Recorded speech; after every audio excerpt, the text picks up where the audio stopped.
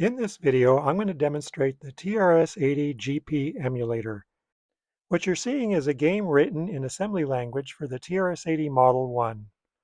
Stay tuned to watch several other programs along with this one at the end being run on the emulator. First, a couple details about where to get the emulator. The emulator can be downloaded from the website you can see here. I'll also put a link in the description. And this video, I'm not going to go into detail on how to download and install, but I am going to show you running it along with how to access virtual floppy drives. Having personally owned and still own a TRS-80 Model 1, I'm very impressed with how well the emulator works and how realistic it is as compared to using an actual TRS-80 computer that was produced in the late 1970s. So I've got Terminal up running on my Macintosh, and I've got a folder set up with all the files we're going to need. So in this folder, I've got a bunch of HFE files, which are basically HXC floppy emulator files that are already set up. And these can be used if you have a flash floppy. These can be used actually on an actual TRS-80 Model 1 computer. If you have a flash floppy hooked up to it, it'll emulate an actual floppy drive on the computer. But in this video, I'm only using these through the emulator. So I've got three of them. One of them's new-DOS 80. The other one's the TRS-DOS 2.8 double density. That's what the DD is for. Another one is an Adventures 2 that HFE that I had downloaded from a website. And I can go into those in more detail later, but that's what they are. Then I have two scripts, a run new-DOS and a run TRS-DOS 28DD, and I'll show you what's in those. And I have the TRS-80gp.app. That's the TRS-80 GP emulator app that I downloaded, and within there, this is actually a directory with a bunch of files that were basically downloaded. So if we look at run new DOS, we can see what's in here. Basically, is I'm going to run the TRS-80 GP app within this folder, and then I'm going to mount several drives. I'm mounting new DOS as drive 0, and the Adventures is drive 1. If we look at the other one, the TRS-DOS 1. Basically, I'm still running that app. I'm mounting three drives, the TRS-DOS 2.8, the new DOS 80 as drive 1, and Adventures as drive 2. So there'll be three drives mounted on that. So I'm going to go ahead and run the first one, which is run new DOS, and we're going to have to switch to that screen. Okay, so we've seen that it booted, and it's now asking me for a date. So I'm going to go ahead and give it today's date, and the time is about this. All right, so we're now booted in new DOS. And you may be able to hear those sound effects. I'm not totally sure, but the thing makes a emulated sound of an actual floppy running from way back when. So we can do a dir on here and see exactly what files are located on this disk, which is drive 0. And you can see there's a bunch of files here. There's a bunch of covers, which these actually come from the CLOAD Magazine cassette tapes that were monthly subscription service that could be subscribed to way back then. And if I do a dir of drive 1, we can see the files that are available there. And there we can see a bunch of different files. And you can see we have the drive 1, and the label of the disk was Advent 2. So for this demo, I'm just going to basically run through a couple of these and show you what they've got. Basically, I've set up a demo of a bunch of covers. If we go back to here, we can see a bunch of covers. I'm going to go ahead and load up BASIC, and I'm going to go ahead and let this run. Basically, this is going to load from disk into BASIC on the emulated TRS-80 Model 1. And if I do a list, we can actually see the program here. So if I run this, it's going to go ahead and it's going to run this program. And then the way I've worked them together is I've chained them so that this one, when it runs once through, it's going to then load up the cover 12 and run that. And then when cover 12 finishes running once through, it's going to load up cover 16, and then 16 is going to load up 20, and then 20 will go back to cover 10. And by 10, that's basically the issue of the CLOAD magazine. So let's go ahead and run this. And I'll speed up the sections because some of them take quite a while to finish.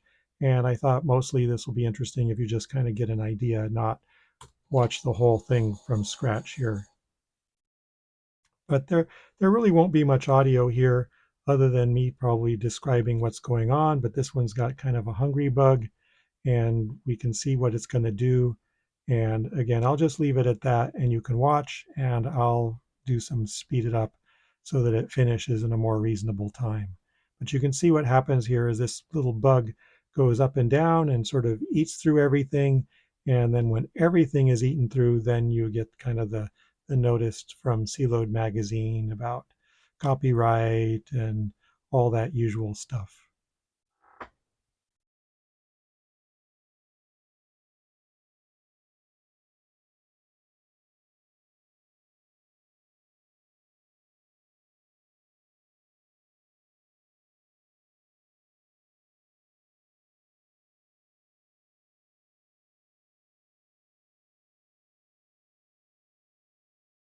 And we're getting down to the end here, and you'll see what happens when it finishes the last one.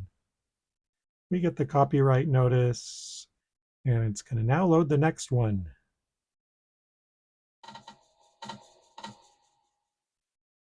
Yep, now it's loading the next issue 12.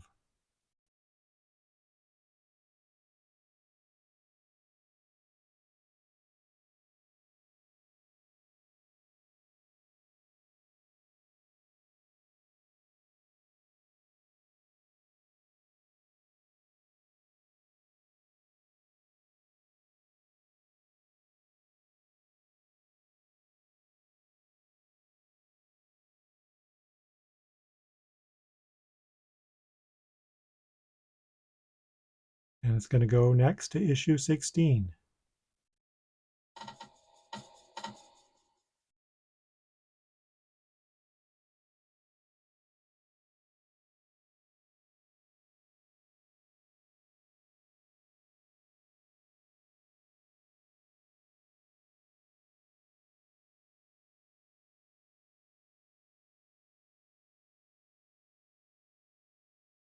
Okay, and then finally it's going to go to issue 20.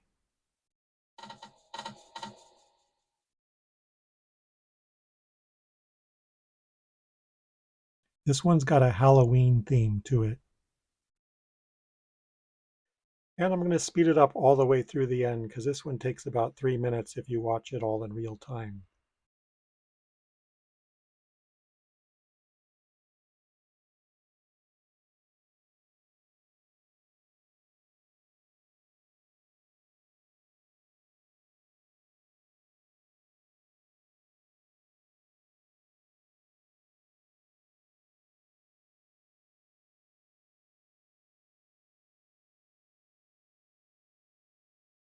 And that's the fourth one. Now it's just going to go back and cycle back to issue number 10.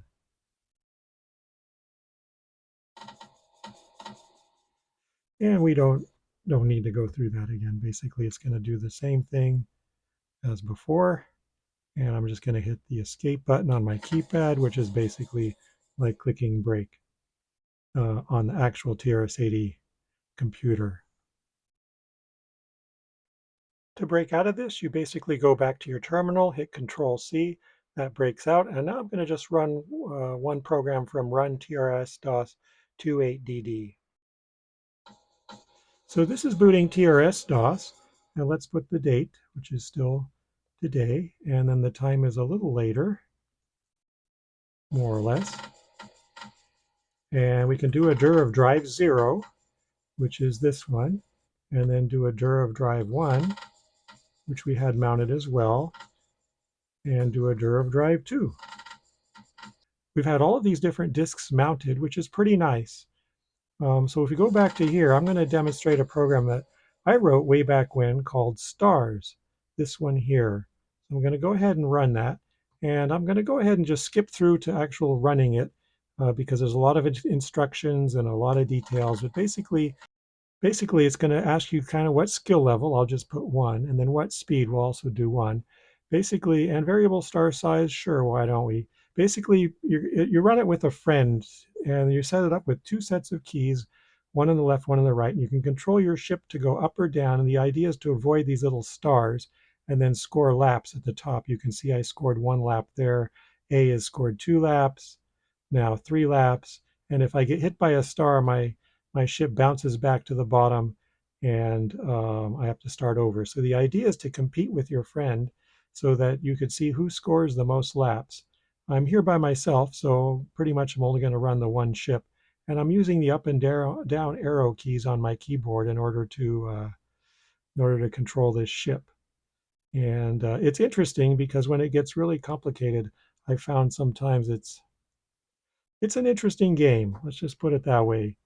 And it's written in assembly language. It was probably one of my original 10 that I wrote in assembly, and it wasn't actually all that hard, but it took me work, and I did enjoy it, and made a few bucks selling it to CLOAD Magazine. So, whoops.